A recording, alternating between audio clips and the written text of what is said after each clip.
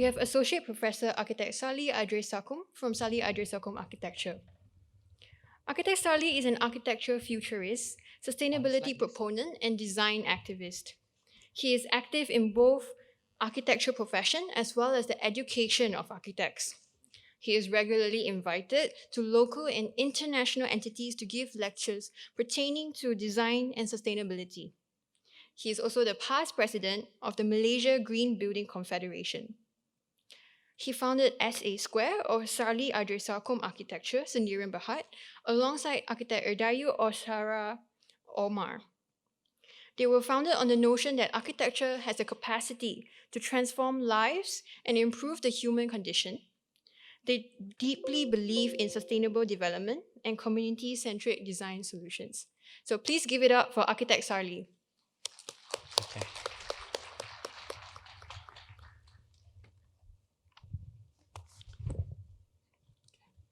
Have to take off the mask first. Hi, good morning, everybody. Assalamualaikum warahmatullahi wabarakatuh. And I'm here to talk about perhaps the most difficult thing, what you have done. So my firm is called SA Squared. A lot of people ask me, what does SA Squared means? Actually, it means Sally and Ayu. Ayu is my partner, who has, unlike Kawa and Yasmin, who are husband and wife, Ayu has left me with all the talking. Please give a round of applause to Ayu. Yeah. And my other partner here, which is my wife, also supporting in our signature fuchsia pink. Yeah, Hani. Without these two, the firm would practically collapse. So that's me and Ayu. I just introduced her. This is during our visit to New York for we were runners-up in a World Housing Competition in 2014, and there was a World Architectural Festival there, so we spent some time in New York. It was great fun. But I particularly like this picture because the background of the exhibition is our signature corporate color, which is fuchsia pink. And why we use fuchsia pink is because we wanted to be different. When we started the firm in 2013, we wanted to do something different, and most architects wear black. Yeah. But when rebellion becomes common, the non-rebellion become the minority.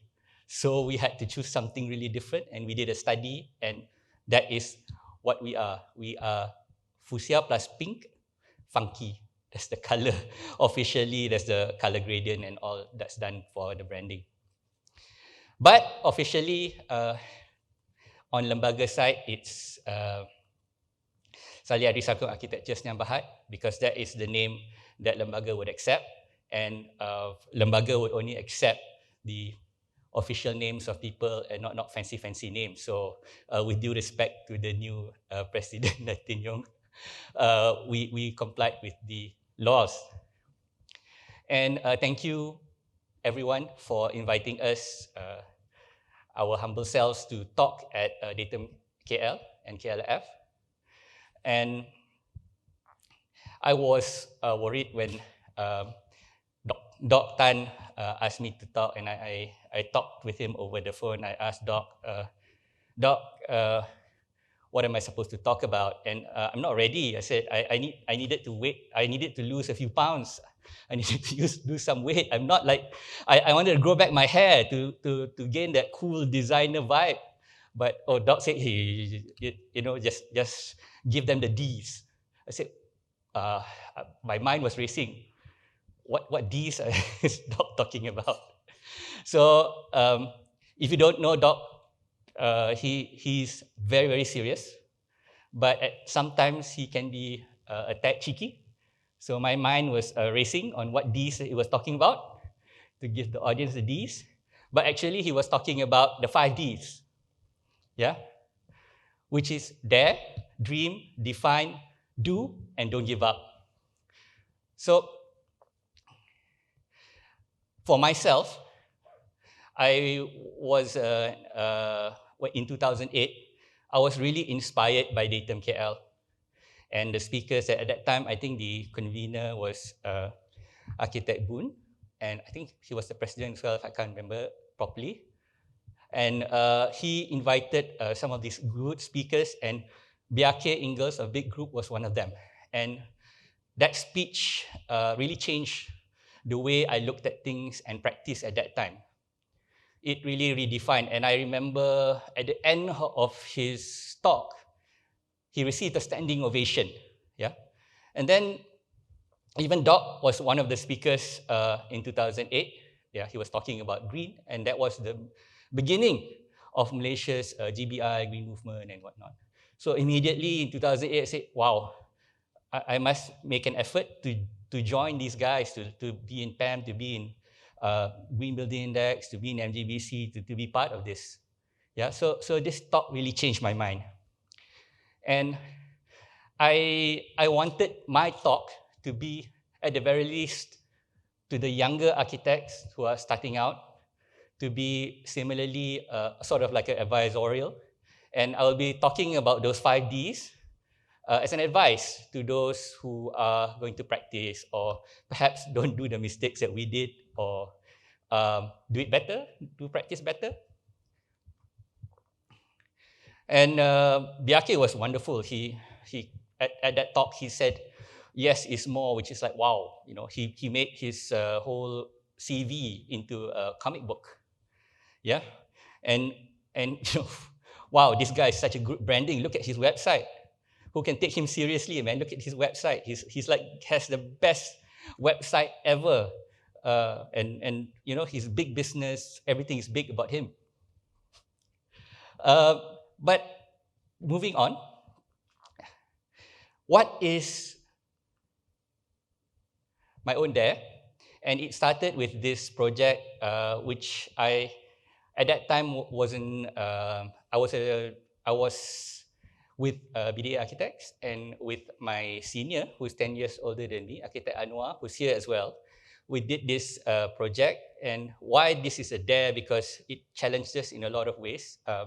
I've been involved in 2 projects in Putrajaya. For FAA Architects, we did the Ministry of Finance Block 2, but this was a lot of design work, And as you well know, Putrajaya is filled with UDGs and laws to comply to, and it was tough. We presented to PJH and PJC, and I was very young at that time, always called boy by 𝗗𝗗𝗧𝗨𝗠, at that time PJH. Yeah, it's the other person who always called me boy. Don't. Why do you present this way? So I still remember these projects are not the best projects, but these are the projects that I really keep to heart. And the building actually, through all the design evolution, at the end still retain a lot of the things that we're trying to produce or trying to promote at that time, which was sustainability. Although this is not a green rated building, all the glass, all the shading, all the concepts were there. Yeah, as at that time, the green rating for Putrajaya was not that prevalent. The plans that was chosen, that was chosen by Putrajaya was, we had a central courtyard, and this is great in a lot of ways for lighting, and the throughput for public was kept as well through all the design iterations. So only the form changed, and at the end of the day, the courtyard that we pushed from early on was maintained till the end. And this is something that I think was an achievement, because, as you well know, there's a lot of challenges when you practice as an architect, and one of them is to convince people that your design works and that this is the design to be used. And I think that is one of the most things that people struggle with. This is the end building. So it's one of the only commercial lots in the core island, yeah. A lot of the shading elements have been kept, although we actually proposed a lot more initially. But as you well know, there were budgetary constraints and a lot of negotiations with the client. The central courtyard actually provided light to a series of diamond-shaped skylights in the middle, and it actually lighted up the inner offices. So all these offices were very thin in a way because it's basically an O shape.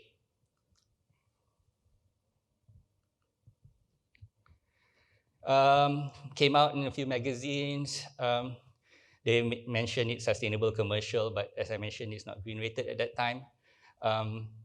It was a kind of sign for me where to go, because all along while we were working, we were rushing. And like Doc said just now, we were not defining ourselves. We don't know we are not sure of our direction. So this project sort of like redefined or brought me back on track to something, which is sustainability. So another important thing that happened in this project is that my senior just now, Architect Anwar, mentioned there's only two ways to go in the industry, he said. And it's either be a small captain in a big ship. It means you're in a big firm, you have a small position, you climb up the corporate ladder. Or be a captain of a small ship and be your adventurous spirit and do what you want to do, right? So this was like I'm sure he has even forgotten that he said that to me, but that's the power of seniors' advice, yeah? So I remember it till today. And I wanted to be like this guy, Captain Jack Sparrow, adventure, do the things that other people thought were crazy and illogical. But he's a charmer, he's fun, and he's not scared of anything, yeah? And definitely not scared of failure. And if you were to become a small captain in a big ship, you practically join the Navy. So you'll be under a lot of rules, corporate and whatnot. And you have a certain hierarchy that you must follow. Yeah. Although in the Navy, you might captain a big ship and be part of a big ship. But as you well know, if anybody's seen Pirates of the Caribbean, this is Captain Jack Sparrow's first ship. So that was what adventure was like. But seriously, it's damn scary, because you're going out in the ocean alone, and you know that you might not be you might be better, you might not be better. It's all luck, right? Sometimes you don't know whether you survive or not. You may sink, or even worse, die. Yeah. So, but I wanted to do it because I had a dream, and this dream came to me when, out of the belief that architecture is about the belief that you can manifest something, you can do something. And it's not just about working. Yeah? Working cannot sustain you. If you just work, then forever you'll feel that you have to work. You don't enjoy your work. So this dream was, I'm like a hybrid guy, meaning that I was educated for my part 1 in overseas. Then I did my part 2 in USM. A lot of USM graduates giving talks this time around. Yeah, and one of our in our final year studio with Ken and Pak Hu and Azmiluddin. Sorry, Datuk Dr. Architect Ken Yang, Datuk Dr. Architect 𝗗𝗔𝗧𝗨𝗠 and Architect Azmiluddin. They were all my studio tutors, and sustainability was something that really inspired me. In fact, Ken wanted me to work for him, but at that time I was dating my wife, and I had to leave I had to leave Penang, so no goes. That's why I stayed in Penang to work. But this final work that I did in my thesis opened a lot of doors because it won a gold medal in USM. It won the LAM medal as well, LAM award. So one of the other things that it was featured in was the first Archipri International. Archipri is a celebration of all the world's best graduating work. So they had the first Archipri workshop international in Van Nel factory in Rotterdam, actually. So it was a 1-week workshop. And after I graduated, I said, wow, I must go. By hook or by crook, I must go because this is an opportunity to mix around with all the best graduating students around the world. And it was a very good experience. And then we had workshops. Our supervisors were Camille Klaas, NL Architects, and Michael 𝗗𝗓𝗨𝗠 from Next Architects. And wow, these are the people that you read in the books, and they are now like doing workshops with you and whatnot. And I found suddenly that, we're not far behind everybody else. We're just, in fact, these 2 Japanese guys, this one girl, Maya, and Shioshi, appointed me their team leader. So the 3 of us were going to do one project. So this is the project that I'm going to show you.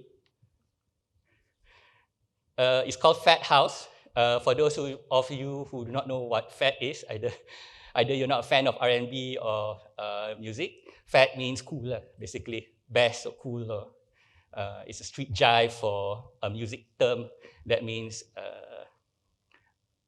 great, yeah. So our idea was that what if a house with materials that can react to the user's interface and that can change shape and form furniture as you touch. And of course, it was purely conceptual, but it was a good way to go because we're designing this for the future and for part of 𝗗𝗔𝗧𝗨𝗠 in the Netherlands. So the idea was that people could actually democratize the process of design and move into all these spaces and shape the spaces. And effectively, you can create sitting areas, living areas, and whatnot, so that you can actually change the house accordingly and change the configuration of the house with whatever activity you're doing. So we produced a short video out of that and called it the R&B house. Bear in mind that this was 20 years ago. And at that time, the Europeans gave us the best processor workstations to do this work, which was a Pentium 3. Which I guess my iPhone has more memory than that Pentium 3 right now. So, as I mentioned, the idea is to create this house that actually reacts to people's interaction. And we found out that, wow, the Europeans loved it. In fact, we are the only ones that produced a video. Everybody was presenting on paper. We were the only ones that presented on video. We were the only ones with the hippest, the hippest kids on the block. And until now, these 2 Japanese persons, Maya, who's also running her own firm, Kori Architects in Japan, and also Noguchi, who is now a fashion designer. So they still keep in touch because they remember, wow, once we were the hippest kids in school. And this is very close to my heart because this actually taught me that, hey, the people that we read in the books, the people that we learn about, hey, not much difference than us. Yeah, we can do better even. We can do what they can do. Yeah, they look at us and say, wow, you're doing a great job. And it's not something that oh, you're from Asia or whatnot. Maybe there are some discrimination or whatever, but in terms of work, if you look at purely the work, there shouldn't be any discrimination because I believe that anyone from local university or trained locally or from Malaysia can be world-class and world standard. It's just whether you want to do it, want to pay the price for it. And I think that is the big question that our young architects now need to ask themselves, whether they can pay that price, that put in the hard work, put in the necessary roadmap to actually achieve what they want out of their design. Yeah. A bit of apologies. There's some explicit lyrics in this Busta Rhymes video. I'm not sure if any one of you are familiar with Busta Rhymes, but he's a rap artist. Yeah.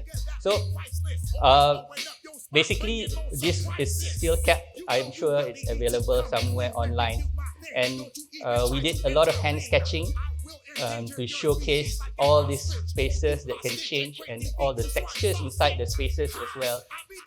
Some of it is green, some of it is like this rock climbing wall. We have like artist space. We had spaces where you could just be super ergonomic and switch left and right. You don't need to move. We had some with internal pools and whatnot. So I think it was a 5-day work, but I carried it throughout my whole life, and still now on some days I still look at it and laugh and remember those good days when you didn't have the burdens that you have now as running a firm. And these were the dreams that you had as a young architect. And I think we should nurture these dreams and fire these dreams so that it will fuel you through the hard times.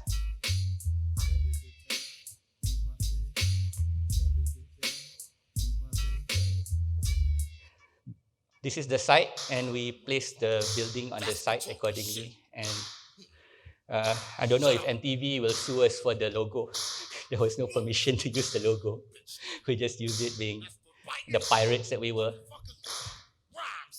That's for faking jacks. And that's for trying to front on my crew, motherfucker. And we presented that. I presented that as the team leader, and there was a realization about, as I mentioned, the value and equality about oneself in the global stage. We are all equals. It's anybody's game, actually. And a really, really important lesson that I brought from there is architecture should be fun. And only that could sustain you to the hard times that you face, or else. And with that is one of the foundation of our firm. It should be fun and bright. It's not a melancholic dystopian future. So another project that really I really hold close to my heart is the Venice Biennale project. Yeah, and we submitted models for and participated in 3 Venice Biennales, 2010, 2012, and 2014. In fact, we went to all of them. Only 2014, at that time, we sent Kawa and Yasmin, who was working with us, on their honeymoon. And I think it has borne fruit. They have kids now. So it should be fun. Architecture should be fun. Should be participative and fun. But 2012, the team at Voices, which was Architect Boon, Nyom, Sophie, wanted to do this amateur thing. And they asked me to design it.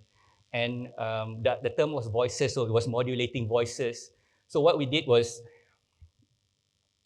we actually took a voice recording of my voice and ran it through this computer to see what waveforms that would create structures. And we ran many waveforms until we found one that we liked, which was actually this one. And we liked this one because, one, it had a tunnel that you could go under and people can see the models.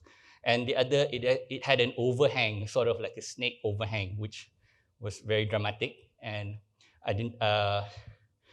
know it would look nice, yeah, being that dramatic and having that sort of like impossible kind of defying gravity feel. And it was one of the toughest things that we did. In fact, tougher than doing high rises and whatnot, because all the 24 segments had to be custom made. And our actual fabricator is not a sophisticated fabricator because we didn't have money and we built it for the cheapest that was possible.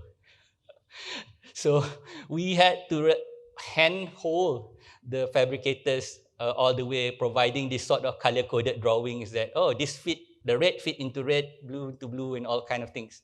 So it was like a super challenge, trying to do something that is complicated, but with a very simple-minded fabricator. And I think this lesson stayed with me a long, long time. This is the actual sketch that I gave all the other participants of the Venice Biennale, where they put the actual models and whatnot. And I think, I'm not sure you guys remember or not, but this is the ones, the actual instruction that you achieved, that you were given. Yeah. This is the actual installation in Venice, in our Malaysian space. You can see actually some familiar faces in these pictures.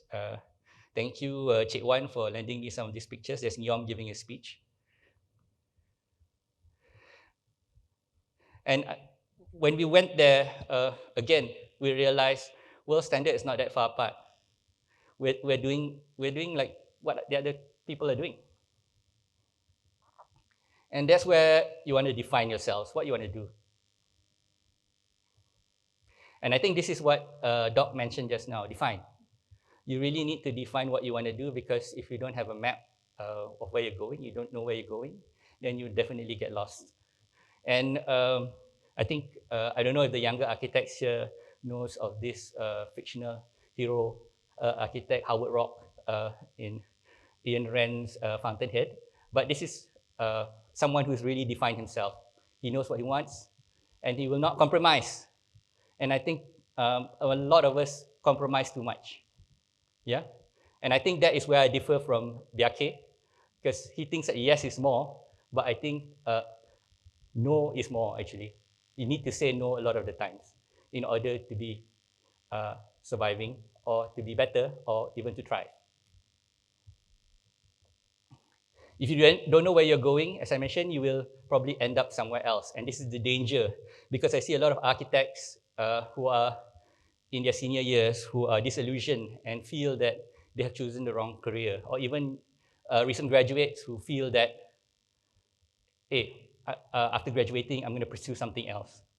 So they don't see potential in the profession. And I think to define the work of SA², we are fun architecture, we're green architecture, we believe in architectural heroism, and we don't just think out of the box, we rethink the box, we change the rules, yeah? And another very, very close project to me is the H2O scraper. It's not the best competition that we did. We have done better competitions, won other competitions. We only got runners-up for this competition. But it was something that opened our doors to going into the first Venice Biennale in 2010. And it's also something that was lauded in the media. Although it only came out in one Malaysian media, which is the Straits Times. But overseas, there was a proliferation of support for this project. This is another local media, sorry.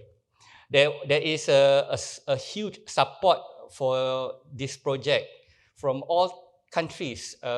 We had Russian articles, people from France, people from Europe. The National Geographic called about this project, and they didn't call the winner, which is why I said, wow.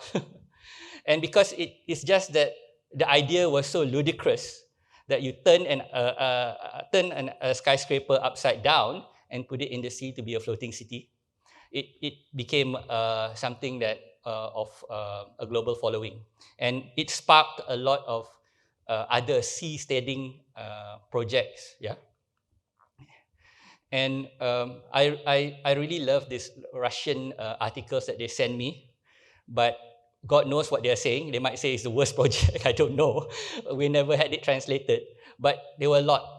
And I think for me, that is more important than actually winning, when people actually care about what you do. And we had fun doing it. The whole office, we had a young team. If you can see, I'm the oldest, and I was like in my early 30s at that time. So we had a young team who did these models in-house in the office, and the water was actually made out of this 𝗗𝗧𝗨𝗠. We had the supermarket, we bought out all the 𝗗𝗧𝗨𝗠 hair gel to make this model, and they were asking, why are you buying all this hair gel? Another defining project for me is this project. It's a very small project actually. It is Petronas' first station in Malaysia. Yeah, they're about like 38 years.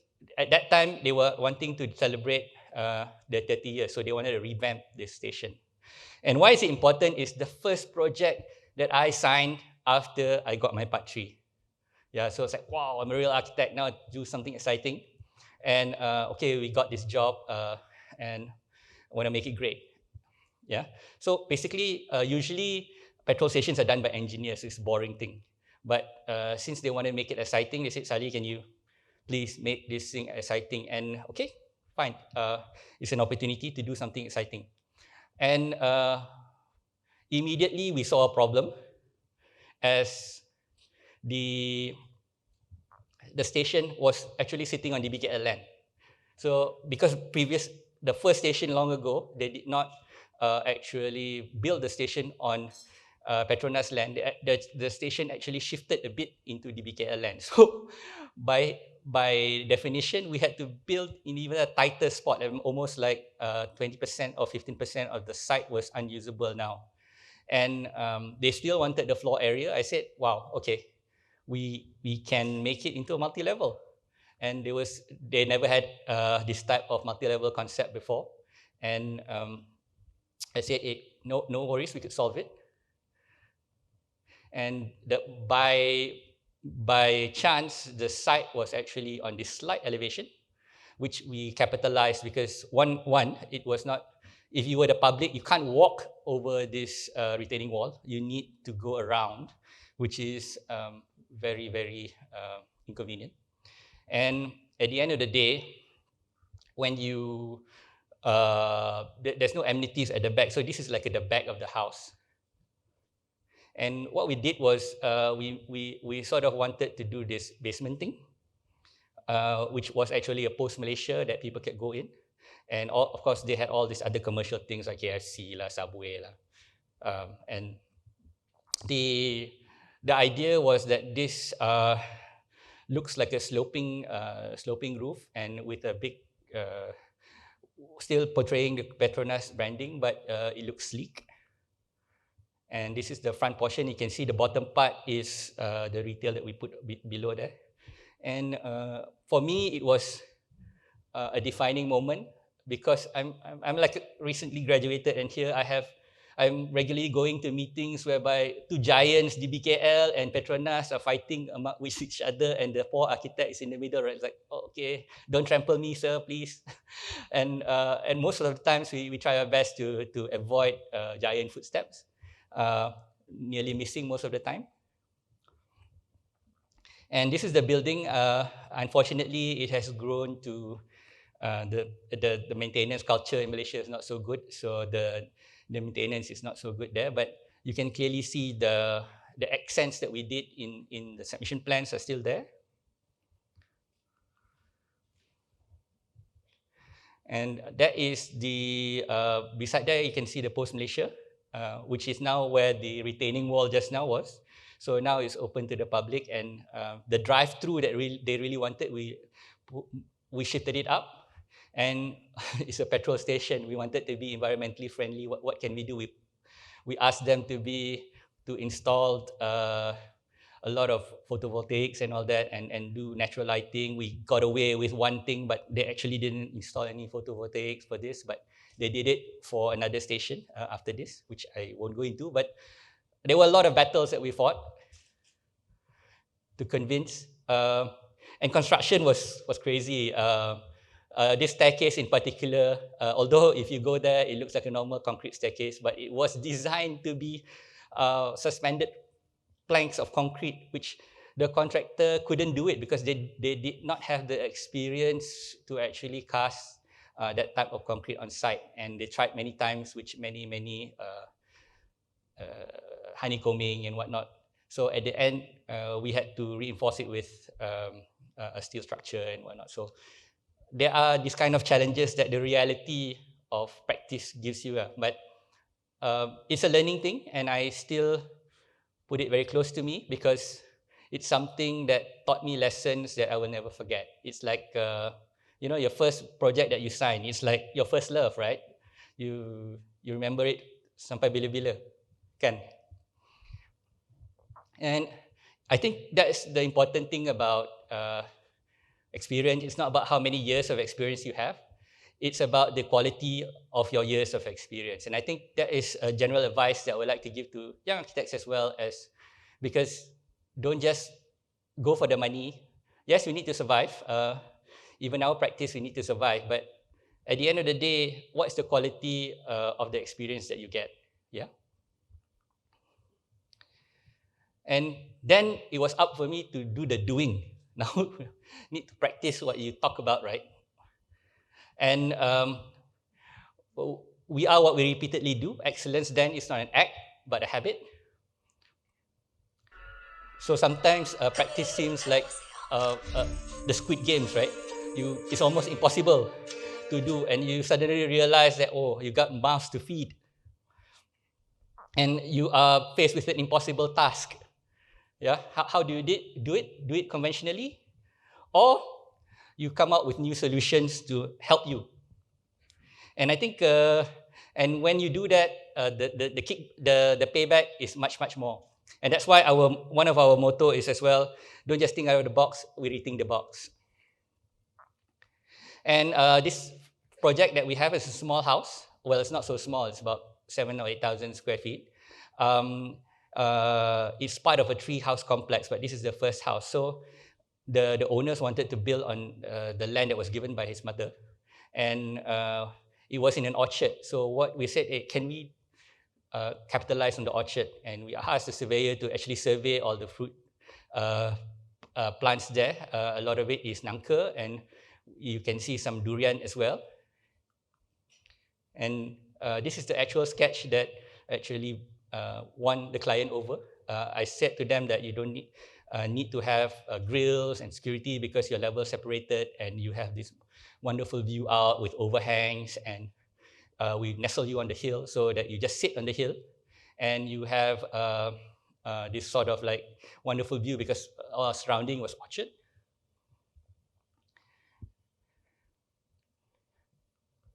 So this is the plan.